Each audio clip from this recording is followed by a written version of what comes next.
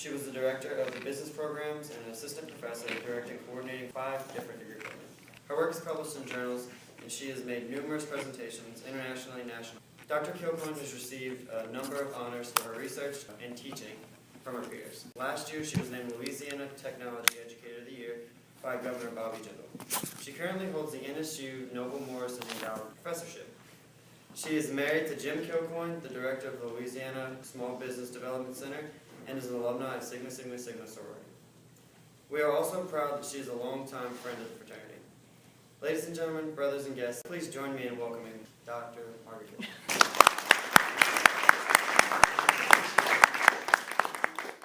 Thank you for asking me to come and share some thoughts with you today. When I was first asked by Kyler, I thought about, well, you know, Dr. Chris Maggio had just been here in 2012. He did a really dynamic job with his little speech. And then now I'm having to follow in the heels of Wes, and he did an awesome job in 2013. And I really hate to be following them. I couldn't imagine what I was thinking, but I'm here tonight, and I hope you'll enjoy what I have to share with you. First of all, I'm going to begin by sharing a few points from another dynamic speech that I just read. I've read it several times. It's been around for quite a while. This speech was given to a group of high school students, but I felt it was worthy to share with y'all tonight. So if you'll bear with me for just a few moments, I'm going to run through the list real quick for you. First of all, life's not fair. Get used to it. Second, the world doesn't care about your self-esteem. That's up to you. You're in charge of your self-esteem.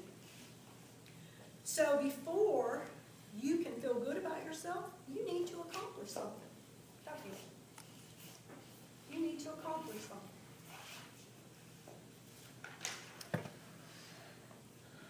You're not going to make $100,000 a year right out of high school. You're not going to be the vice president. You're not going to have a car. You're not going to have a car phone. You probably won't even have a corner office with a window. You're going to have to earn those. You're going to have to earn those. If you think I'm tough, your teachers are tough, just wait till you get that boss.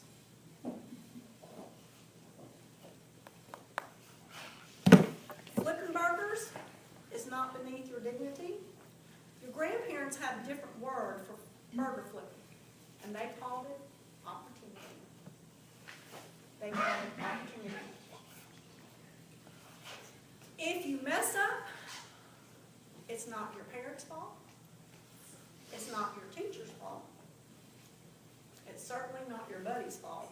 So don't whine about your mistakes. Learn from them. Learn from your mistakes.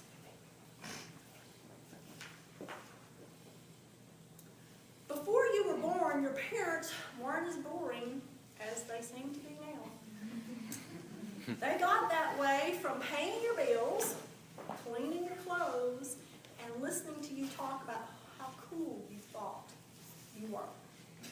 So before you save that rainforest from the parasites of your parents' generation, let's try delousing your room, probably even your closets.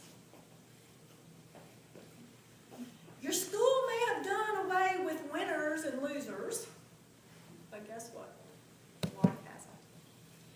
In some schools, they have abolished failing grades, and they'll give you as many times or chances as you want to get the answer right. However, sad to report, this does not bear the slightest resemblance to anything in real life. Life is not divided into semesters. You're not going to get summers off. Very few employers are interested in helping you find yourself. You're going to have to do that on your own time. Television is not real. It's not real life. In real life, people actually have to leave a coffee shop, and go to a job. And finally, rule number 11, be nice to nerds. Chances are you'll end up working for one. This speech, those 11 rules, were actually given by Bill Gates. Do you think Mr. Bill Gates has an understanding of what it takes to be successful in life? Let's dwell a little deeper into a few of his points. Rule number 1, it's so very true. Life is not fair. Here's an example. You've graduated in May. You've got your resume dusted off, your suit dusted off, you've applied for that job.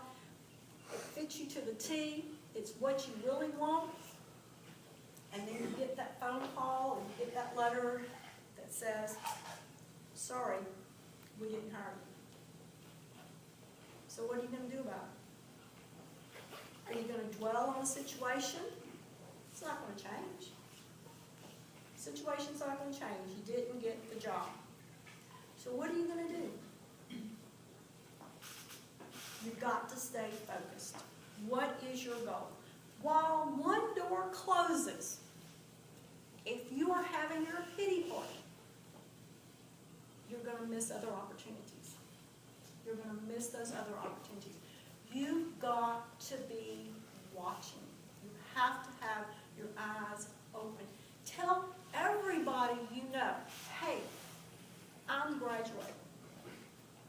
I'm graduating. I have a degree in X, Y, Z. These are the things that I can do for your company because you're a salesman now. You're the product. How are you going to make her save me money? That's what I want to know as a businessman. How are you going to make her save me money? Don't care what I'm going to do for you. Don't care about paid vacations. Don't care about continuing your education. How are you going to make and save me money? Which dovetails perfectly with rule number 2. Again, the world doesn't care about your self-esteem. You have got to do that. That comes from within you. It comes from surrounding yourself with people who are going to be honest with you and help you build that self-esteem. You have got to want it. You have got to do it. You have got to be in charge of your life. That's your responsibility. Guess what? Life has no remote. Sorry. You got to get up and change itself. You got to get up and change it yourself. No remote. And let's think, rule number 3. Don't expect that $100,000 per year right out of school. You've got to earn. Let's fast forward. Rule number 8. How many of you remember those Little League events where everybody on the field got a trophy? And guess what? Sometimes the losers' trophies were as big as the winners. Life does not reward losers. In the game of life, there are winners and there are losers. In corporate America, you will not receive a trophy for coming in last. More than likely, you'll be fired. Sorry, but you will be fired. And finally, rule 11. Always be good and kind to other people, to everyone around you. You never know when that person sitting next to you in that classroom, or maybe that person that served you dinner the other night, might be your boss, might be your business colleague,